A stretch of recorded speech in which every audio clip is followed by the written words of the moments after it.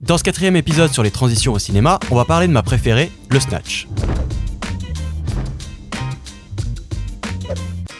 Le Snatch, c'est un enchaînement de gros plans ou un CR.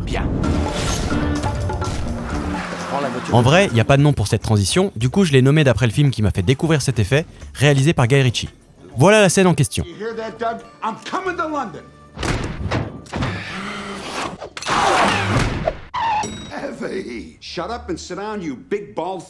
C'est un effet popularisé par Guy Ritchie, mais qui est devenu la signature d'Edgar Wright, donc vous allez voir beaucoup de références à ces films.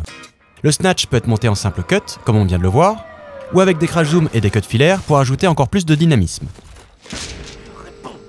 Cette transition est parfaite pour accélérer une scène et rajouter du dynamisme au montage, mais ça permet surtout plein de bidouilles différentes. Si dans votre scénario il y a un voyage pour passer d'un pays à un autre, vous allez forcément être en galère vu que c'est très compliqué de tourner dans un aéroport ou dans un avion. Avec le Snatch, pas besoin de tout ça. Filmez des gros plans de valises qui se préparent, une porte qui se ferme pour indiquer que votre personnage part, un plan d'un avion qui décolle soit en le filmant vous-même, soit en récupérant un stock shot.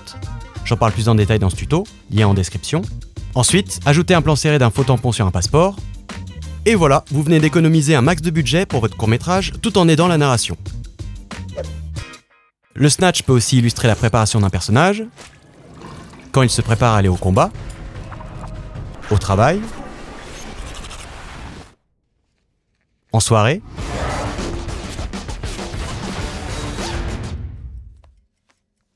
quand il prépare à manger, je ne dis pas que c'est à cause de toi. Ou installe une scène de crime, ou encore quand il démarre sa voiture.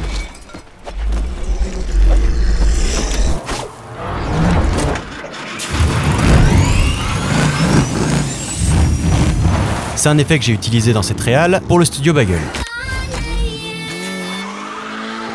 Vous pouvez aussi utiliser le Snatch pour installer une routine et montrer les habitudes de votre personnage. Dans Requiem for a Dream par exemple, à chaque fois qu'un personnage se drogue, on a un Snatch qui montre les différents éléments en action. Et créer une répétition, ça permet aussi d'accentuer une vanne. Dans le dernier bar avant la fin du monde, un des personnages ne boit pas d'alcool. Plutôt que de l'illustrer par un simple dialogue comme ici dans Old School, non, merci, c'est gentil, mais j'ai dit à ma femme que je boirais rien ce soir. Edgar Wright utilise un Snatch pour illustrer la situation. Non, pardon, vous n'en mettez que 4 et un verre d'eau s'il vous plaît. Quoi ?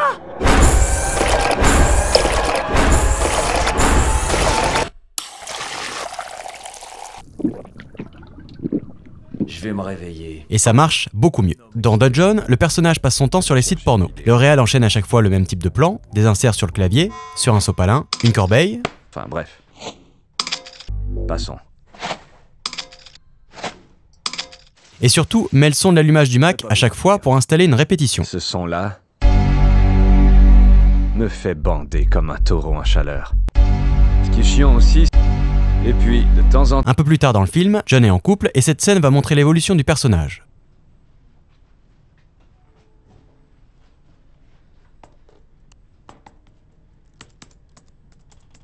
On retrouve l'insert sur le clavier, on s'attend à ce qu'il appuie et qu'on enchaîne avec un plan du player. Mais le personnage est cette fois en couple et il s'arrête. Ou pas. C'est pas que je peux pas m'arrêter. C'est pourquoi je devrais m'arrêter. Cette technique, c'est la règle de 3 en comédie. En premier, on installe la situation. En deuxième, on répète la situation. Et en troisième, on casse cette rythmique pour créer la surprise avec une bonne chute. Tiens, à ce que je vois cette jolie petite chatte, t'as encore du venin. 3, c'est le minimum pour installer une répétition, mais vous pouvez évidemment en faire beaucoup plus. Ça va pas, Danny? Les raccourcis te font peur?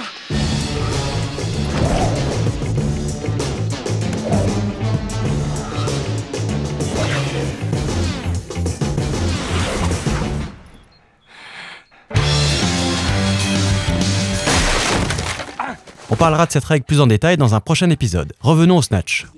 Le Snatch permet aussi d'accélérer une scène qui peut être très lente et donc chiante à l'image, comme signer un colis. Si je dis oui, tu vas signer pour ton paquet.